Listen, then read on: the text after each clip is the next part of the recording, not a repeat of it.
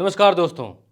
राजस्थान के भीतर मध्य प्रदेश वाला फॉर्मूला भारतीय जनता पार्टी ने अपना लिया है। राजस्थान में भी भारतीय जनता पार्टी ने 7 सांसदों को विधायकी लड़ने के लिए उतार दिया है। यानी जो अब सांसद थे वही विधायकी लड़ेंगे। यानी गंगाधर ही शक्तिमान बनेगा, शक्तिमान ही गंगाधर बनेगा। उलट फेर के लौट के यही कहानी है भारतीय जनता पार्टी की राजस्थान के भीतर भी।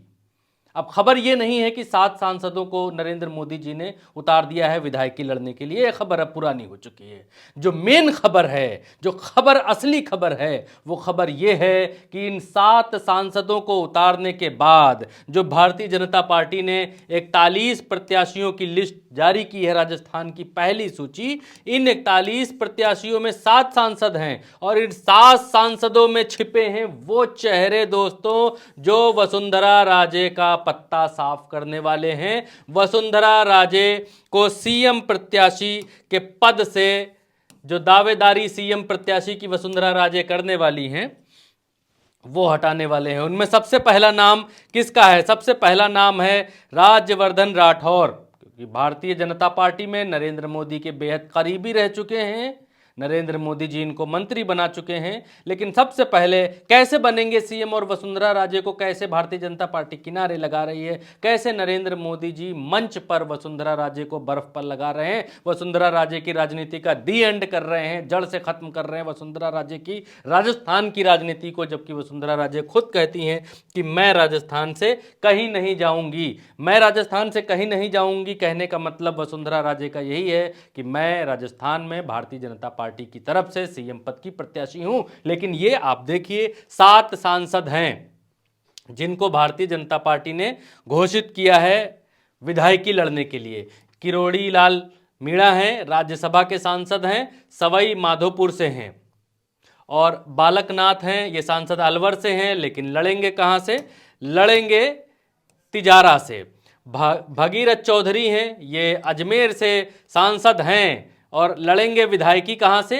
किशनगढ़ से। यहां ये याद रखिए, ये यहां पर विधायक बनेंगे इस लिस्ट में अब यहां से, और यहां पर सांसद हैं, ये जो हैं यहां से सांसद हैं। अब देखिए नरेंद्र कुमार हैं, ये कहां से लड़ेंगे? नरेंद्र कुमार झुंझुनू से लड़ेंगे, झुंझुनू से सांसद हैं और लड़ेंगे मंडवा से। दिया कुमारी हैं, ये हैं राजसमंद से सांसद हैं और विद्यानगर से इनका डिमोशन होकर लड़ेंगी विधायकी। राज्यवर्धन सिंह राठौर जयपुर ग्रामीण से सांसद हैं और झोटवाड़ा से अब ये विधायकी लड़ेंगे, यानी इनका भी डिमोशन हुआ है। देवजी पटेल जो हैं वो जालौर से सांसद हैं और सांचौर से विधायकी लड़ेंगे। तो अब इन सांसदों का जो डिमोशन हुआ है, जो इनको सांसदों से विधायक बनाया जाएगा या विधायकी लड़ाई जाएगी, वो किस लिए है? वो इसलिए है क्योंकि वसुंधरा राजे का पत्ता साफ हो सके और वसुंधरा राजे की जगह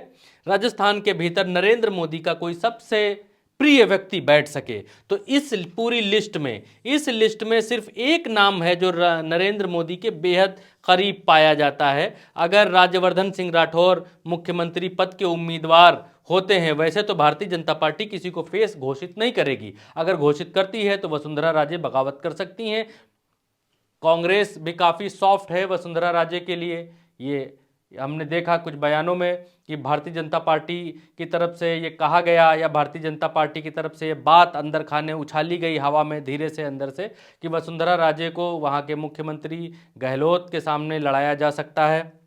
हालांकि वो बातें हवा में हैं अभी, और गहलोत कहते हैं कि वसुंधरा जी का स्वागत है अगर वो हमारे सामने आकर लड़ती हैं। तो यहाँ पर राज्यवर्धन सिंह राठौर मध्य प्रदेश राजस्थान के भीतर भारतीय जनता पार्टी की तरफ से वसुंधरा राजे की काट बनाकर पेश किए गए हैं। ऐसा राजनीतिक गलियारों में चर्चाएं बहुत तेज़ी से उड़ने लगी हैं। और इन 7 लोगों को राजस्थान भेजना ये छोटी बात नहीं है। और राजस्थान में 7 लोगों को लैंड कराया गया है केंद्र की राजनीति से, यानी सांसदी से निकालकर विधायकी लड़ने के लिए। तो ये छोटी बात नहीं है। ये वसुंधरा राजे की जो राजनीति है उनको ख़त्म करने की पूरी कोशिश है। ये इधर अखबार है, ये भी यही कहता है कि राजस्थान में बीजेपी ने जारी की 41 उम्मीदवारों की पहली लिस्ट, 7 सांसदों को दिया विधानसभा चुनाव का टिकट। राज्यवर्धन सिंह राठौर दिया और नरेंद्र, किरोड़ी लाल मीणा और बाबा बालकनाथ और देवी सिंह पटेल, उन लोगों का नाम उसने लिखा है अखबार ने, खैर वो हमने आपको दिखाने के लिए, लेकिन किस तरीके से राजस्थान के भीतर वसुंधरा राजे को ख़त्म करने की कोशिश या उनकी राजनीति को ख़त्म करने की कोशिश की जा रही है, उसकी एक वानगी हम आपको दिखाना चाहेंगे। नरेंद्र मोदी जी का जो बिहेवियर है, पहली बात तो जिस मंच पर अभी वसुंधरा राजे हैं, जिस मंच पर हैं, इस मंच पर इनको भाषण नहीं देने दिया जाता है। सबसे ज़्यादा जो प्रमोट किया जाता है वो सीपी जोशी, जो यहाँ के प्रदेश अध्यक्ष हैं, उनको किया जाता है। यहाँ पर देखिए कि सीपी जोशी ही इनको, नरेंद्र मोदी जी को पगड़ी उगड़ी पहना रहे हैं, वसुंधरा राजे दूर दूर रहती हैं। अब इस वीडियो को हम प्ले करके आपको दिखाते हैं, ध्यान से देखिएगा। यहाँ पे वसुंधरा राजे बैठी हुई हैं और इन दोनों लोगों की नज़रों को देखिएगा आपस में, क्या ये दोनों लोग नज़रें मिलाते हैं या बात करते हैं। पूरे मंच पर कहीं भी, पूरा आप देख लीजिए, कहीं भी बात करते हुए नजर नहीं आएंगे। देखिए मोदी जी को। ग्लोबल की अवधारणा की बात की है, आपने हमेशा ही हस्तशिल्पियों का सम्मान बढ़े इसकी कल्पना की है। जोधपुर के एक हस्तशिल्पी जो नेशनल अवार्ड से विनर, देखा आपने, हालांकि ये पूरी फुटेज हो सकती थी लेकिन पूरी हमने लगाई नहीं। फोटो इसलिए नहीं लगाई है क्योंकि आप ये सोचेंगे कि एक फ़ोटो में हो सकता है दोनों लोग इधर उधर देख रहे हो तो फ़ोटो वहाँ से लगा ली हो, क्योंकि सत्यता बहुत ज़्यादा ज़रूरी है, बहुत आवश्यक है। क्योंकि उल्टा चश्मा यूसी वो यूट्यूब चैनल है, वो न्यूज़ का प्लेटफॉर्म है, प्रज्ञा जी का बनाया हुआ अपना वो प्लेटफॉर्म है जहाँ पर सच्चाई से समझौता नहीं होता। दूसरा देखिए,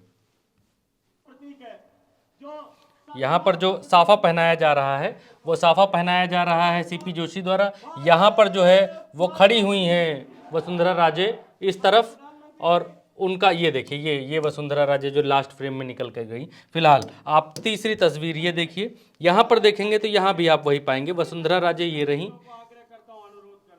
ये वसुंधरा राजे हैं। देखिए माला वाला पहनाया जा रहा है, वसुंधरा राजे का कद देखिए क्या है, जिनका कद, जो अभी तक मुख्यमंत्री हुआ करती थी भारतीय जनता पार्टी की तरफ से राजस्थान के भीतर, उनका कद देखिए कि यहाँ पर नरेंद्र मोदी को माला वाला पहनाया जा रहा है और वो भीड़ में पीछे उनको कर दिया गया है और वो भीड़ में पीछे हैं। ये हालत ये है कि ना तो वो बता सकती हैं, ना तो कहा जा रहा है, ना तो सहा जा रहा है। वसुंधरा राजे ने दबे लफ्ज़ों में ये ज़रूर कहा कि मैं राजस्थान छोड़कर कहीं नहीं जाऊंगी। कहीं नहीं जाऊंगी का मतलब, अगर उनको हो सकता है दिल्ली जाने का लालच दिया जा रहा हो सकता है कहा बताया जा रहा हो कि आपको दिल्ली की राजनीति में लेंगे, तो वो कहती हैं कि मैं राजस्थान छोड़कर कहीं नहीं जाऊंगी। अच्छा, आज की जो सबसे बड़ी खबर ये है कि 5 राज्यों के चुनाव में तारीखों का भी ऐलान हो गया है कि मध्य प्रदेश में, राजस्थान में, तेलंगाना में, छत्तीसगढ़ में, मिजोरम में तारीखों का ऐलान हो चुका है। वो तारीखें भी हम आपको दिखा देते हैं कि कहाँ कहाँ किन किन राज्यों में कब कब चुनाव है। तो दोस्तों ये रही वो तारीखें 5 राज्यों में। मिजोरम में 7 तारीख को चुनाव है, 7 नवंबर को, और छत्तीसगढ़ में 2 चरणों में चुनाव है, 7 और 17 तारीख को, 7 और 17 नवंबर को। मध्य प्रदेश में 17 नवंबर को चुनाव है, और जिस राजस्थान की हम बात कर रहे हैं वहाँ पर 23 नवंबर को चुनाव है, एक ही चरण में चुनाव है। और तेलंगाना में 30 नवंबर को चुनाव है, एक चरण में चुनाव यहाँ पर भी है। सिर्फ 2 चरणों में चुनाव छत्तीसगढ़ के भीतर है। रिजल्ट 3 दिसंबर को घोषित हो जाएगा। यानी ये जो चुनाव हो रहे हैं दोस्तों, मिजोरम जहाँ पर 7 तारीख को चुनाव है, यहाँ 25 दिन पहले चुनाव कराए जा रहे हैं दोस्तों, 25 दिन पहले।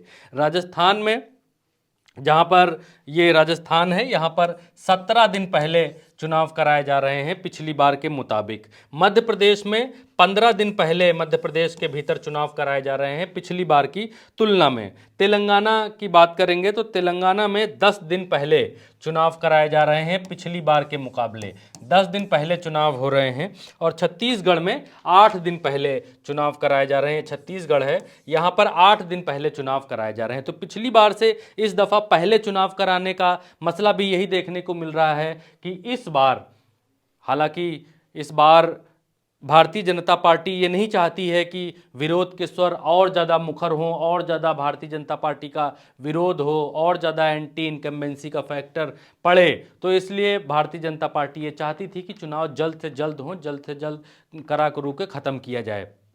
दूसरी बात ये भी है कि अभी इजराइल और हमास के बीच में युद्ध छिड़ चुका है, फिलिस्तीन और इजराइल के बीच युद्ध छिड़ चुका है और उस युद्ध के बहाने भारत में एक धार्मिक नैरेटिव क्रिएट करने की कोशिश की जा रही है। आप सोशल मीडिया पर देखेंगे या कहीं और देखेंगे तो आपको ये दिखाई देगा, आपको ये समझ में आएगा कि अचानक एक से एक बड़े नेता और इस देश में साहित्य में योगदान करने वाले, फिल्मों में योगदान करने वाले या फिर और क्षेत्रों में योगदान करने वाले लोग जो सरकार से सहमत हैं या सरकार के साथ हैं या सरकार की नीतियों का समर्थन करते हैं, वो सब एक बात लिखने लग गए हैं कि हमास और इजराइल के युद्ध में भारत इजराइल के साथ खड़ा हुआ है, फिलिस्तीन के साथ नहीं है। क्योंकि फिलिस्तीन के साथ हुआ करते थे, अटल बिहारी वाजपेयी के ज़माने में सरकार हुआ करती थी, लेकिन अब भारत इजराइल के साथ है। तो एक तरीके का प्रेशर क्रिएट करने की कोशिश की जा रही है कि भारत के लोगों को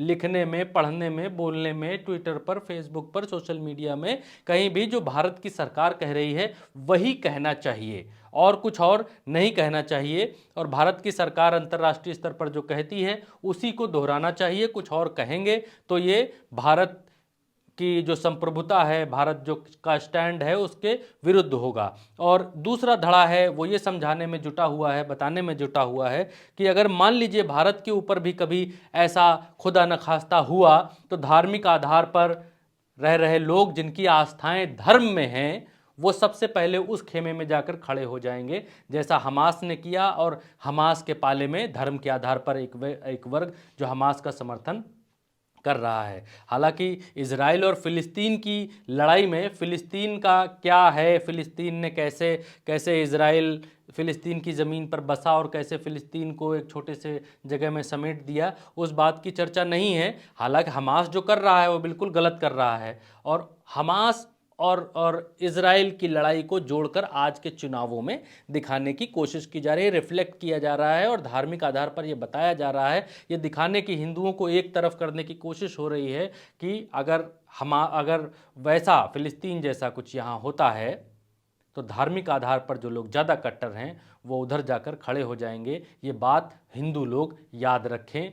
इनडायरेक्टली ये कहने और बताने की कोशिश इन चुनावों के भीतर की जा रही है। तो दोस्तों इस वीडियो में अभी इतना ही। आप उल्टा चश्मा यूसी के यूट्यूब प्लेटफॉर्म पर ये वीडियो देख रहे हैं तो सब्सक्राइब ज़रूर करिए। फेसबुक के पेज पर देख रहे हैं तो फॉलो का बटन ज़रूर दबाइए। फॉलो करेंगे, सब्सक्राइब करेंगे, साथ आएंगे तो सच को और समर्थन मिलेगा।